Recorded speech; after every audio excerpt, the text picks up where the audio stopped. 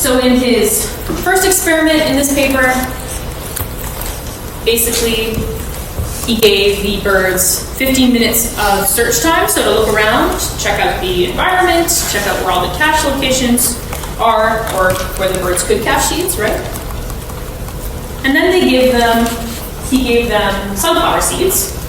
Chickadees love sunflower seeds. And provided them with 15 minutes to kind of store all those seeds in those different locations. And they do this kind of readily. It's something they like to do.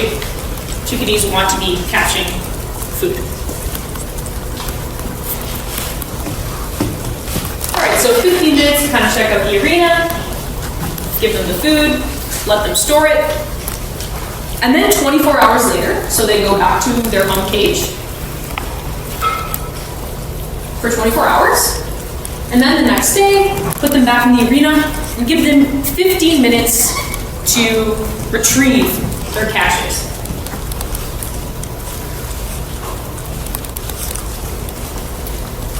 So during this storage time, David would have also paid attention to where the chickadees stored everything. They might not put, food locations in all the caches.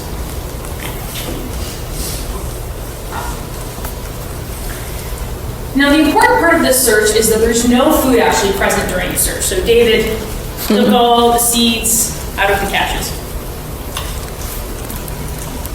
Any idea why that might be actually important to remove the food during search?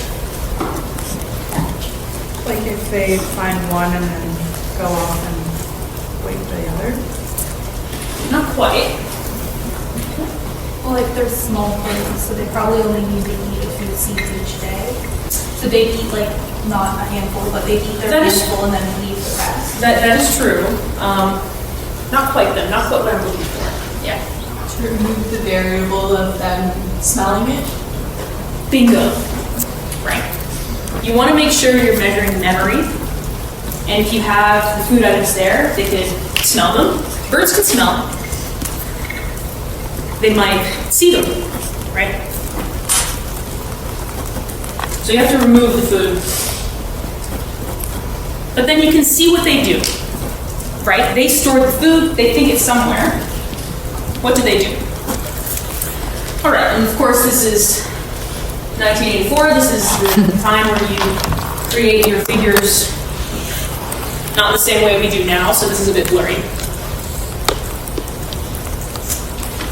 But what David did was he paid attention to how much time each chickadee spent at each cache site and how many visits, so the number of visits. And he also did this pre-storage, right? So that's in that first phase, right? And then compared it to when they should be searching for their food when they're looking for it. And you can see pretty clearly that the chickadees remember where they hoarded their seeds, even though the seeds are not there, right? So chickadee thinks, hey, there should be a seed here. And that's both in time spent, and the number of visits. So this is showing pretty clearly that the chickadees have a memory for these cache sites, right? It's not because they smell the food, it's not because they see the food, they remember where they put it. That's the only explanation here.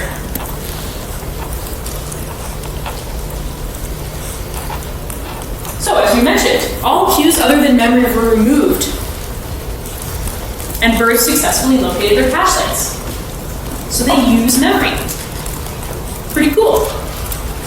And this kind of result has been replicated several times. We know chickadees have an excellent memory for their cache locations. And they're actually often used in experiments for spatial memory for that reason. Chickadees even have a larger hippocampus to brain volume ratio than many other animals. Can anyone tell me what the hippocampus is? Yeah. Memory. It does memory. Yeah. It's a brain structure important for memory, especially spatial memory. So when you compare a chickadee to another type of bird that doesn't really rely on this kind of system with caching, chickadees are often compared to juncos in this context because juncos just kind of eat on the ground. They don't cache their food. Chickadees have a larger hippocampus to brain volume ratio than juncos do because they need that brain region. Okay.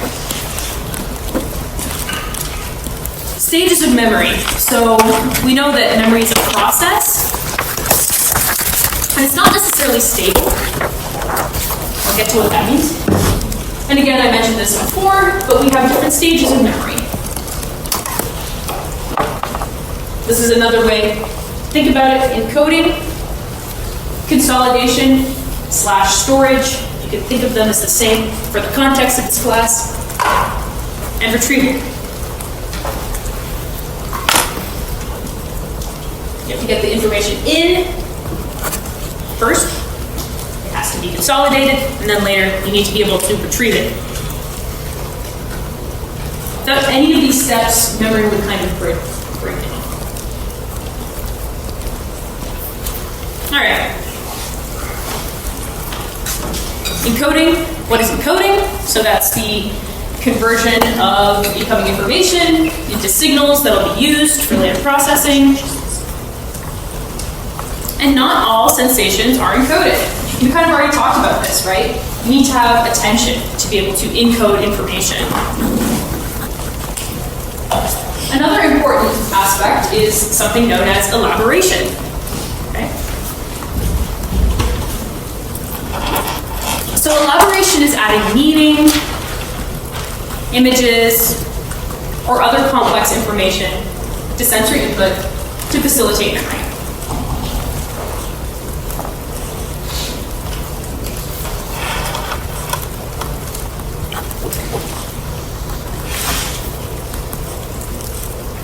This adds processing during encoding, and this leads to a stronger memory.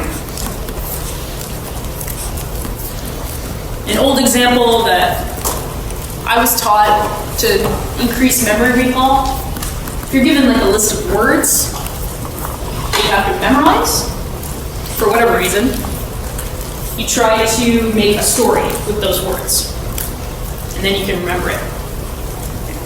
That's an example of elaboration.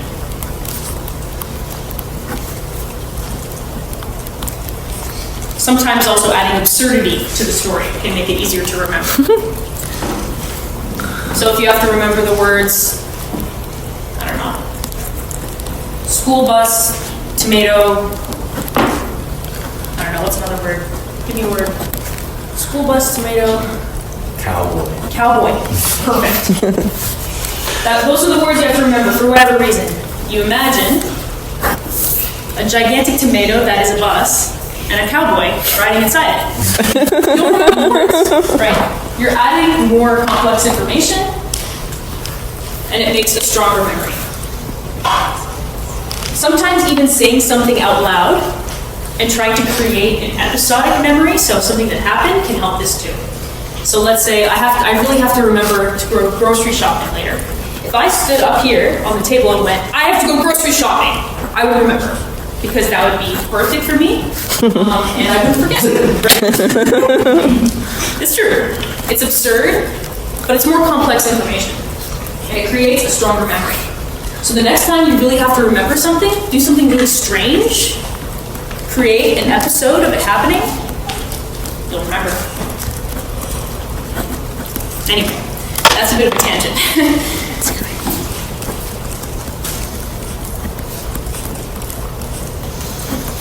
A cool phenomenon is that information with survival value is also processed with collaboration. So, what is that? So, there was this experiment where they had subjects given a list of words. Again, kind of like the cowboy tomato. Subjects were given a list of words and asked to think about them in terms of either survival or non-survival. Tomato might be important for survival of cowboy, or maybe wavelength? I don't know. Doesn't matter. Survival or non-survival features.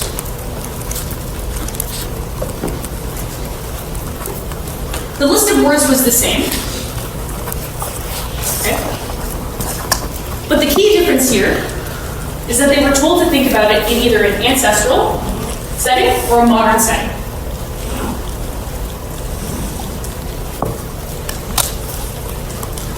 So survival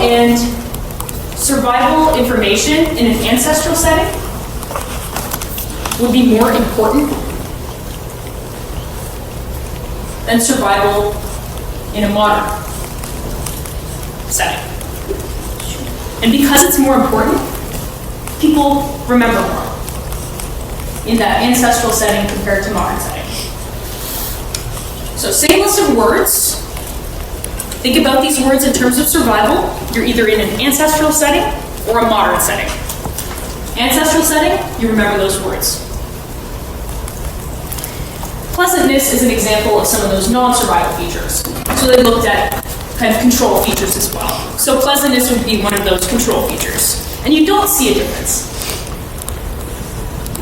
in pleasantness in the modern or ancestral setting.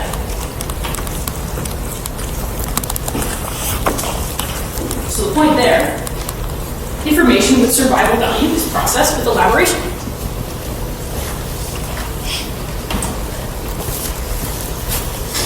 Okay. So moving on to consolidation or storage. That's modifying that information to make it more stable, more usable.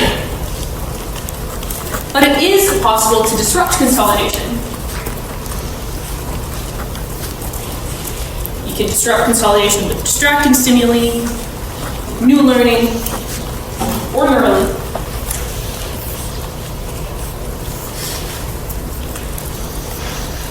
That would mean, neural disruption could be actual brain damage, right?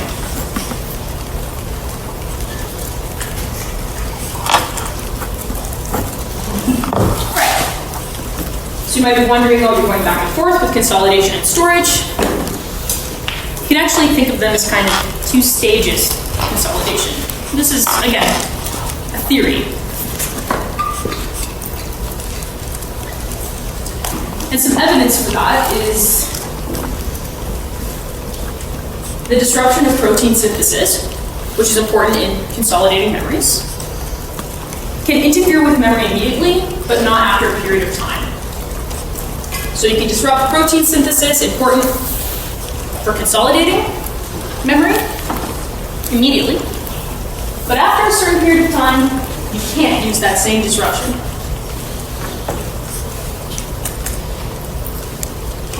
So that might make you think, okay, well, there's that initial consolidation, and then once it gets past, the information gets past that stage, it's stored.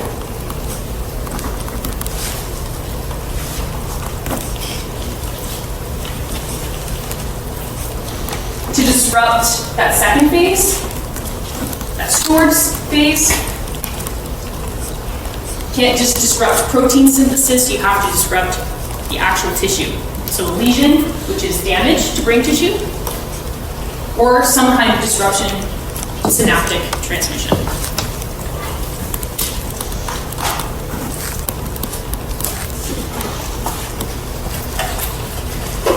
So why consolidate and then store?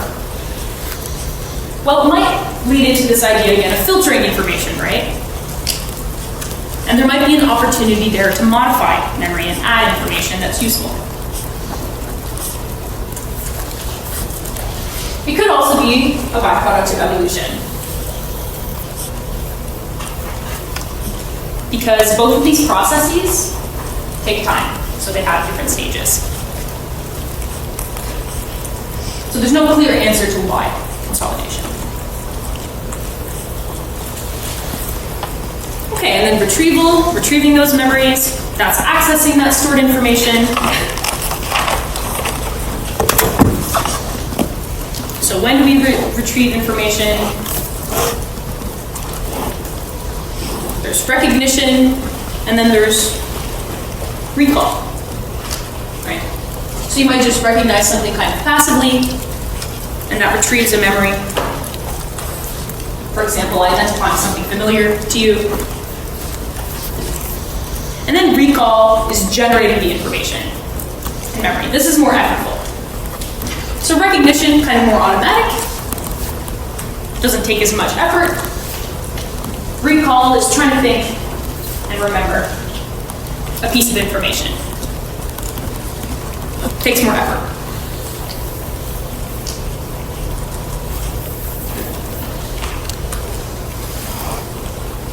What improves retrieval? Context. Context is incredibly important to improve retrieval. So when you study, don't study high or drunk unless you plan to come to class and do your test that way. I would advise against that. But it's true. The context of even just having a drug in your system changes retrieval, changes recall. So be of sound mind when you're studying, so that you can be in the same physiological context. Okay, here's an example though, with a hamster. Right. Okay, so this hamster is being shocked. It's a very mild shock. Don't worry about it too much. I'm sorry. But basically, these hamsters were shocked. There are two different compartments. There's a shocking compartment, right? And then there's a safe compartment. And there were different conditions of when the hamster was shocked. Either in the night or in the day.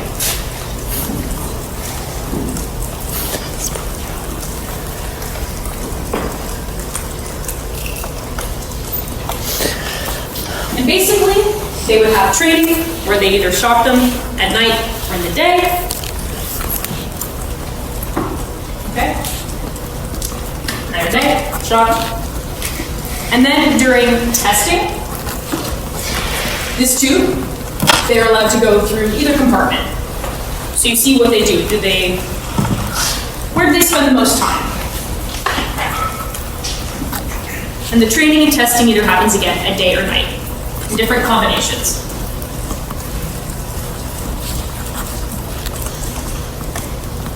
So the important thing here is that the hamsters are actually noticing the context of the time of day.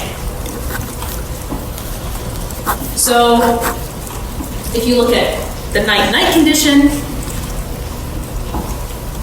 that means they're being trained and tested at night. So during training, they're shocked at night, and during testing, you want to see what compartment they're in at night. And you can tell they spend way more time in the same compartment because they're like, oh, it's nighttime, I don't want to get shocked, I'm going to the safe compartment. But if you look at the night-day or day-night condition, they don't really care what compartment they're in. Because they're like, it's not the right time of day. I can go wherever I want. But then again, you see that same context with day-day, night-night. They want to avoid the shocking chamber. So they created a memory, right? They remember this compartment is the bad place at a certain time of day. Not going there, going to the safe place. So that's context, that's time of day. They're remembering the time of day that they were being shocked. Poor hamsters. Couldn't you have done this another way?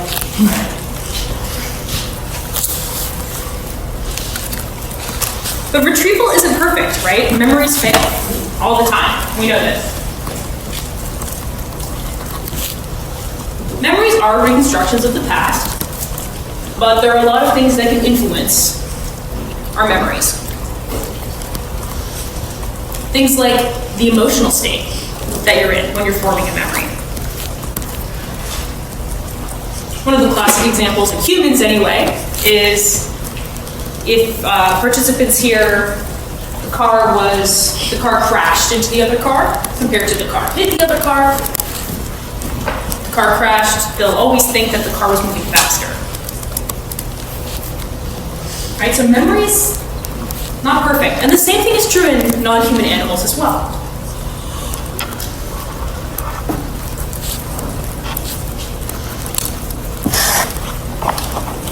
So forgetting is actually very important part of memory. And there are two different terms that are kind of important to know. So this is retroactive interference and proactive interference. So retroactive interference is when acquired information works backwards to disrupt previously learned information. And proactive interference is when previously acquired information disrupts the formation of subsequent learning and memory.